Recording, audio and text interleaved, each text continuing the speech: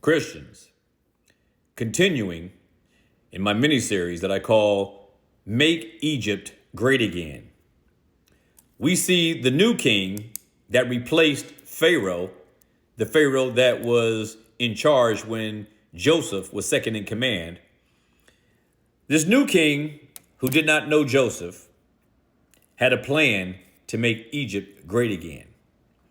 And as I have said in the previous post, the plan was to stop the growth of Israel, the Israelites, to stifle their energy, to crush their will, to limit their ability to procreate and increase in numbers, and basically to overall do whatever he can to make them subservient to the state. Now, many people consider them to be put into situations where they were slaves, but they were not chattel slaves. They were not slaves the way slavery was and the way slaves were in America. It was very different. Back then, Israel, under this new king, and when they were in Egypt, when Joseph brought them over, they had their own homes. They had their own city that they were relegated to. They had their own places where they could raise their families and tend to their sheep and their livestock. They had homes. And this new king didn't take that away from them. So they were able to do the work that the new king imposed upon them, but they would also be able to go home. Now, but it would be a time of grievous turmoil and persecution and affliction for them. But nonetheless, they weren't like slaves the way we know slaves to be, the way it was in America. It was very different. But it says here that this new king set taskmasters over the Israelites. And I explained that the taskmasters, they were really tax gatherers. They were tax gatherers, and they were, what their role was to do was to create the means whereby, meaning they would increase burdens. They would create burdens that they would put on Israel that was impossible for them to make payment on. So they would pay tribute. They would pay taxes. So Egypt would create an impossible burden for them to do, tax them on it, and then increase their taxes up, based on their inability to deliver or their inability to deliver the full tale of what it was they were expected to build. So the whole goal was to break them and to impoverish them and to make them subservient to the state. So we see in verse 11 that they set up these taskmasters over them, the Egyptians did, to afflict the Israelites with these onerous burdens. And it says that they built for Pharaoh, the Egyptians that is, they built for Pharaoh supply cities. And these supply cities, one was called Pithom, one was called Ramesses. We see this in Exodus chapter 1, verse 11. And it says that in verse 12, that the more they afflicted them, the more they multiplied and grew, and they were in dread of the children of Israel. But let's go back for a second and deal with what we see here in verse 11 going into verse 12. So these cities, these supply cities, or what has been known as store cities, these were built. And the whole idea was to take the whole male population of the Israelites and then sell them off into companies, and they would be employed day and night under the Egyptian tax gatherers or the taskmasters, same thing.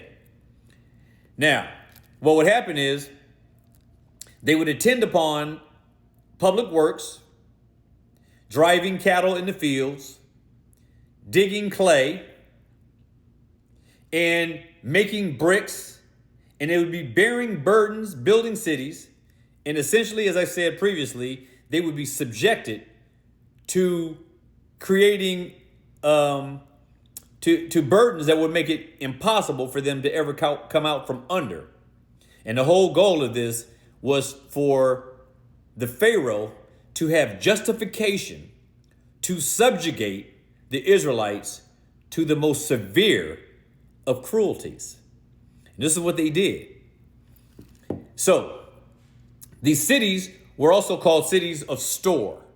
So these supply cities, Pithom and Ramses, these were supply cities or store cities, places where they would accumulate the food and corn and whatever it is they were accumulating that can be sold, and that would increase the wealth of the government of Egypt.